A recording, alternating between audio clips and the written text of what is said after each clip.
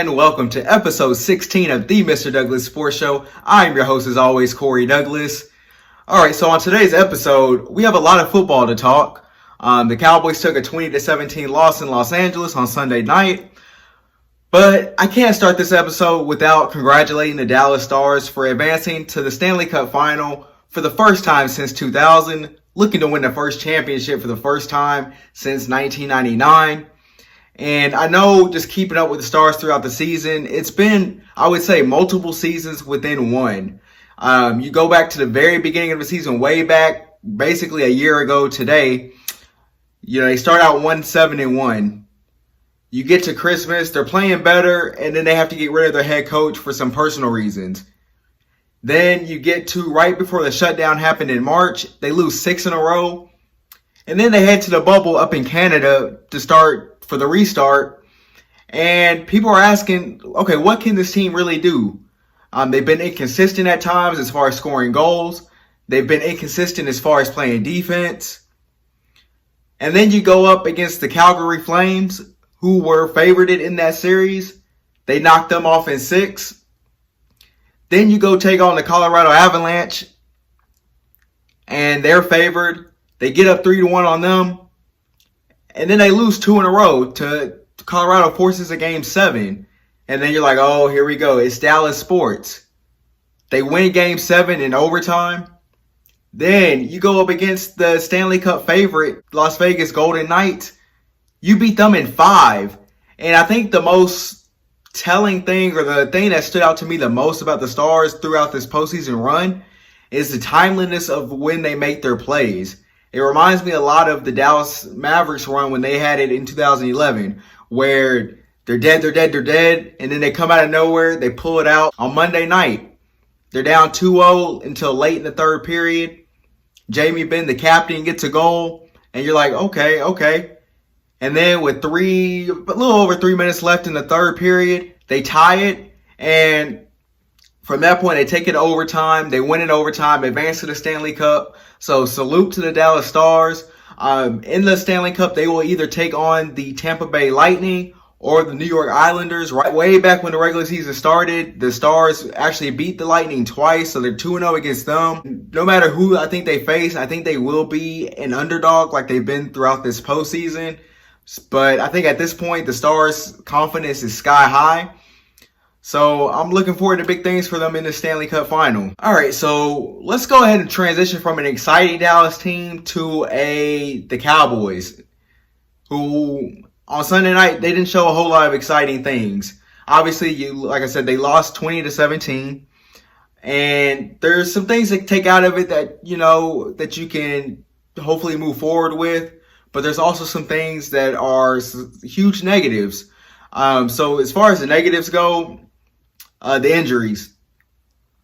I believe I said on this show many shows ago when I was talking Cowboys football, Leighton Vander Esch, unfortunately I see the end of his career coming soon. We all know he had the neck injury coming in, and he said coming into the season he was feeling as healthy as can be, and he was feeling real good about himself. He gets out there, almost immediately fractures his collarbone, and he's going to be out 6 to 8 weeks, and we'll see how he comes back. To me, I'm not counting on him to come back to provide anything of substance. I just think at this point, it'd probably be best for him and his interest for just the rest of his life to go ahead and, just go ahead and call it a quits. I mean, football obviously is important. It's the only thing he knows. He's done it his whole life, but sometimes it's bigger than football. So I'm not counting on him to do anything the rest of the season. And then you go on the offensive side, you lose Blake Jarwin pretty early in that game. Now, a lot of expectations were placed on Blake Jarwin coming into the season after getting rid of Jason Witten. He tore his ACL. He's out for the remainder of the season. So they have a major hole at tight end. We're looking for Dalton Schultz to step up, and he did not do that in the game 1 on Sunday night. He came up with a crucial drop on 3rd down, which it definitely hurt the Cowboys. They went 3 of 12. The offense just couldn't stay on the field. A touchdown drive immediately, and it was really off simple plays. You look at Sean McVay's playbook, and it's a lot of bringing the receiver in motion, doing a screen, throwing out to the flat, And for the first half, the Cowboys didn't have any answers for it. They got it together, I would say, in the second half, only allowing 6 points in the second half. But the offense just couldn't come through. And that's led by Dak. And I'm not going to spend this show harping on Dak's play. I think I will say some of the questions that I had coming into the season with Dak, they remained there for the first game. But like I said, we'll go ahead and chalk it up. First game of the season, a lot of rust, timing a little bit off there. But I'm not too concerned as far as that goes at this point. What else was also stood out on the offense is that it looks so familiar. And I think we spent a lot of time talking about how different this offense was going to look. And I don't think we saw much of a difference, which brings Kellen Moore to the light. If he keeps this up, he's not going to make it till Halloween. And I'm not saying that to be, funny. I am serious. Like, if he continues that, I think Mike McCarthy will take over the play calling. And when you talk about the predictability that we thought we were getting away from, it was right there. When you talk about first down runs, you talk about lack of motion, pre-snap motion, and you just talk about the same play designs over and over and over. I think those are all things that we saw coming into this, or we saw the previous 10 seasons under Garrett, and we saw that again Sunday night. So I think hopefully that's not a sign of things to come. Let me go ahead and get to some of the positives. There's not many of them, but I did think offensively one of the positives was Ezekiel Elliott. He had 22 carries for 96 yards with a touchdown, and he also added in 3 catches for 31 yards and a touchdown. And I think one of the most exciting things for Zeke in this game was I saw some explosiveness. Yeah, he didn't have the big 20, 30-yard run, but I saw him make people miss. And then on the defense, as far as the positives go, Aldon Smith, 10 tackles, 1 sack in his first game back after not playing for 5 years. Incredible performance for him. I think he came in and immediately stepped in as the best defensive player on the team. So DeMarcus Lawrence, I need more from you. Yeah, you had the one batted pass. I know you're getting doubled, but we need some productivity this year. So let me go ahead and transition over to Amari Cooper. I mentioned the Cowboys went 3-12 on third downs in this game, and he had a crucial drop late in the fourth quarter. And on the play that he dropped, it was 3rd and 5, and it looks like the Rams had a bit of a bracketed defense. Jalen Ramsey was guarding the sideline pretty much. Amari Cooper, all he had to do was sit down in the pocket, the zone, the hole in the zone, sit down. But instead, I guess he thought he was going to be able to make a move there.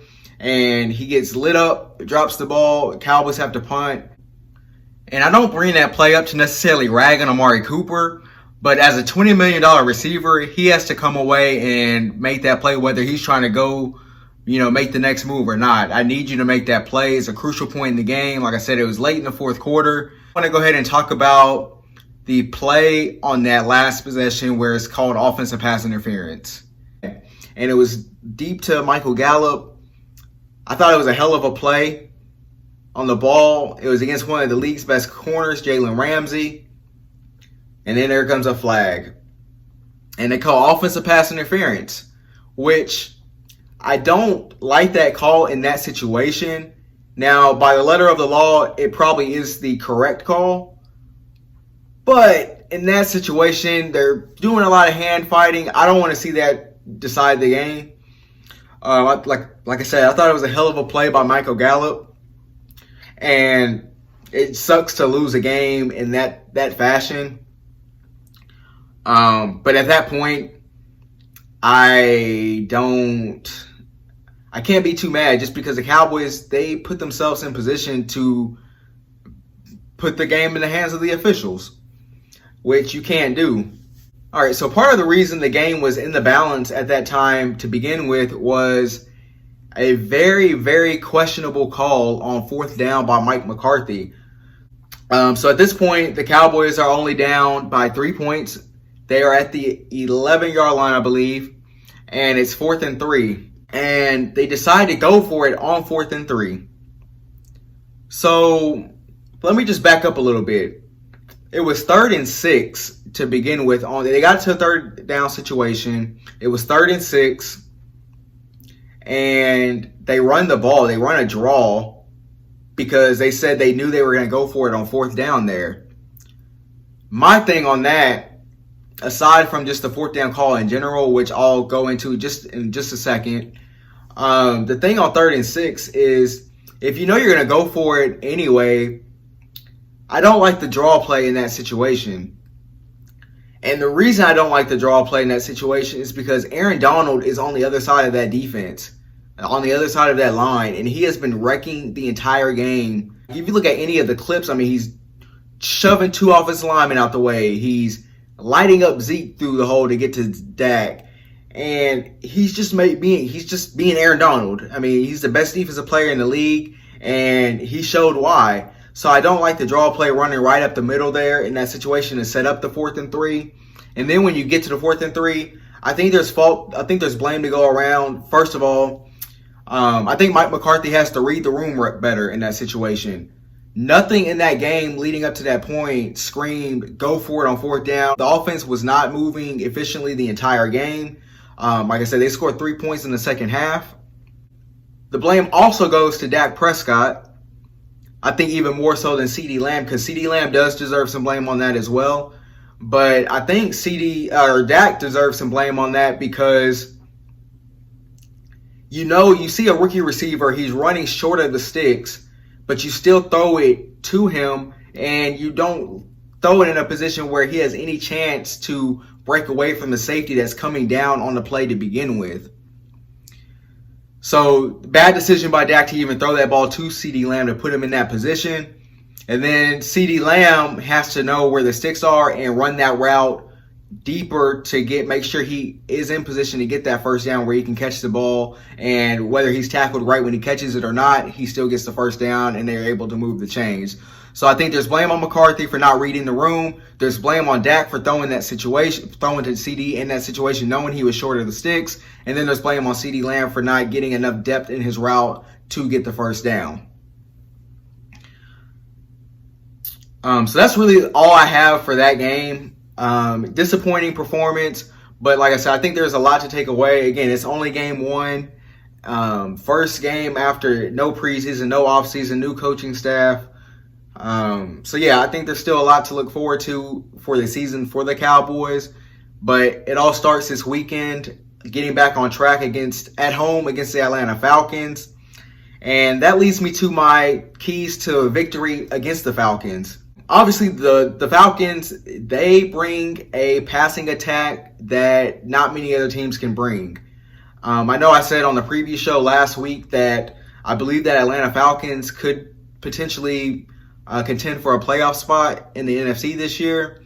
And I really didn't see too much to take me away from that in week 1, especially on the passing attack.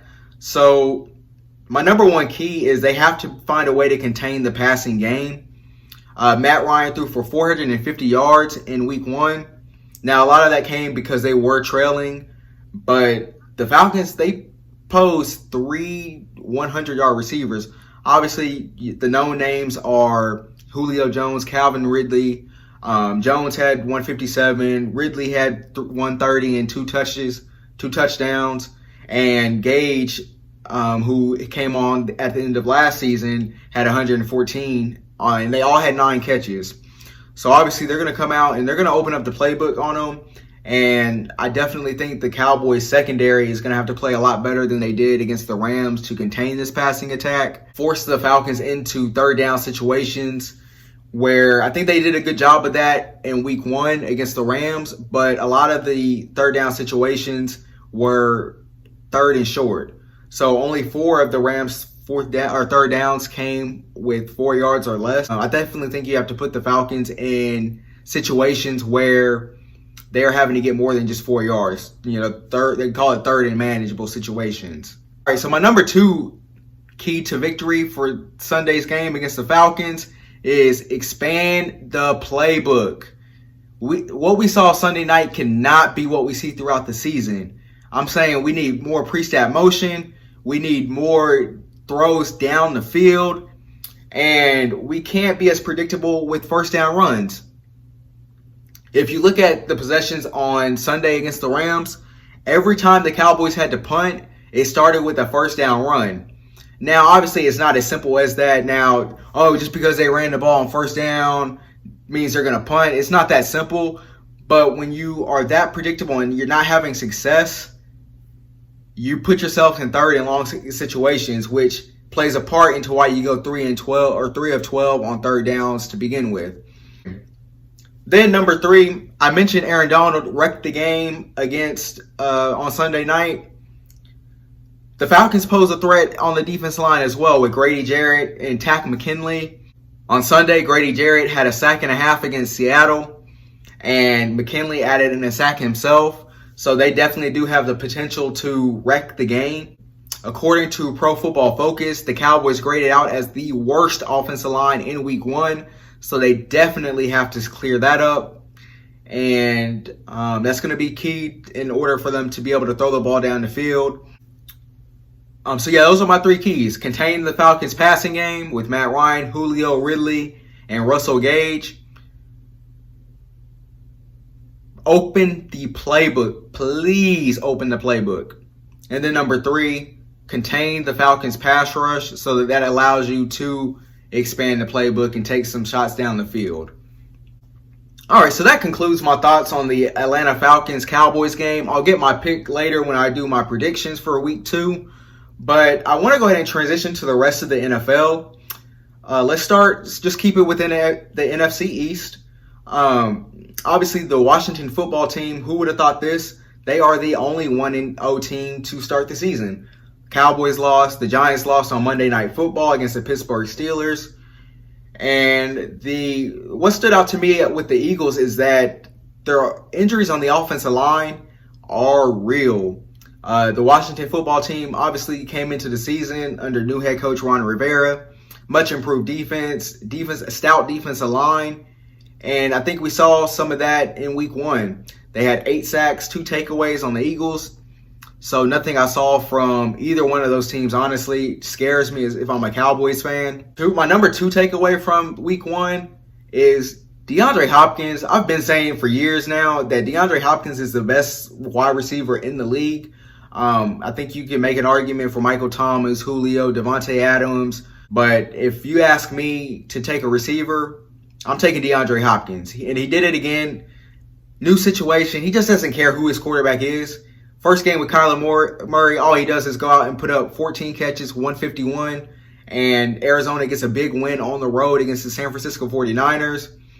And I think a lot of people thought I was crazy keeping the 49ers out of the playoffs. I don't think I'm so crazy. This actually kind of surprised me. The Green Bay Packers went into Minnesota and stomped the Vikings. Now, I still think the Vikings will win that division. However, Aaron Rodgers looks ready to go. And Devontae Adams, he had 14 catches himself, which is a career high for him. They looked really good on Sunday. The Tampa Bay Bucks, they're going to be okay. They took a pretty good beat down against the Saints on Sunday. But overall, I think that just has a lot to do with that being Brady's first game in that system with those players and playing a tough team, playing my team to come out of the NFC. So the Bucks will be okay. The worst loss of the week was the Indianapolis Colts. They lost to the Jacksonville Jaguars. Now, it's surprising on multiple levels because, for one, I think the Colts are going to win that division, the AFC South. And I think the Jacksonville Jaguars will be in contention to have the number 1 pick overall in the draft. So for the Colts to go out and lose in Week 1 is very disappointing. They'll be looking to bounce back against Minnesota this upcoming weekend. The Houston Texans from last Thursday night, I think they're going to learn a very tough lesson this season.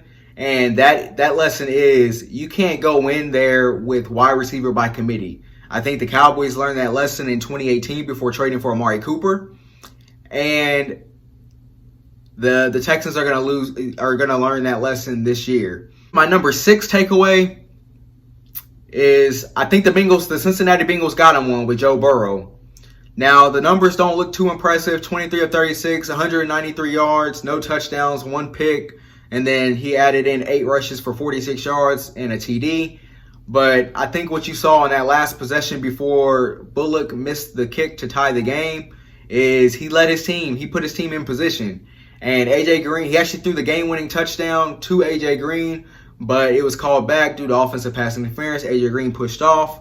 But I think the Bengals got them one with Joe Burrow, so I'm looking forward to big things from him throughout the season, for him to progress and just get better with time and experience. And the more he sees, I think the better he will be off. All right, so my 7th and final takeaway from week 1 is the Washington D-line. I kind of touched on this a little bit earlier when talking about the Eagles, but the Washington football team, I think they're going to make it tough for the Eagles and Cowboys, and I could see them splitting with both teams, to be honest with you. And I think Chase Young is the real deal. So I'm looking for him to be in that Defensive Rookie of the Year conversation. All right, so that concludes my week 1 takeaways. So I'm going to go ahead and make my week 2 predictions. Obviously, we have a Thursday night game tomorrow night, and that is the Cincinnati Bengals traveling to Cleveland to take on the Cleveland Browns. I have the Cleveland Browns bouncing back from an ugly, terrible performance in week 1 against the Baltimore Ravens. At 12 o'clock on Sunday, I have the Cowboys bouncing back with a home win against the Atlanta Falcons. I do think they'll be able to score enough with the Falcons and contain the passing game just enough to win a tight battle with the Falcons. I have the Bears at home defeating the New York Giants. I have the Packers at home defeating the Detroit Lions. I have the Tennessee Titans at home beating the Jacksonville Jaguars. I have the Indianapolis Colts bouncing back against the Minnesota Vikings and sending the Vikings to 0-2. I have the Bills getting to 2-0 against the Miami Dolphins in Miami. I have the 49ers bouncing back in New York against the Jets with a win. I have the Eagles getting a win at home against the Rams. I have the Steelers going to 2-0 against the Denver Broncos at home. I have the Tampa Bay Buccaneers winning in Tom Brady's home debut. I have the Washington football team losing to the Arizona Cardinals. I have the Kansas City Chiefs going to 2-0 in LA against the Chargers. I have the Baltimore Ravens traveling to Houston and sending the Texans to 0-2. And then the game of the week to me, I have the Seattle Seahawks beating Cam Newton and the New England Patriots. And then on Monday night in Las Vegas, the Raiders, I have them losing to the New Orleans Saints. Make sure you like, subscribe, all that good stuff. And let me know if you have any feedback. Like if you don't agree with my predictions, or if you have a hot take that you want to fire off to me, or there's something that you don't agree with, let me know. But until next time, that does it. Salute.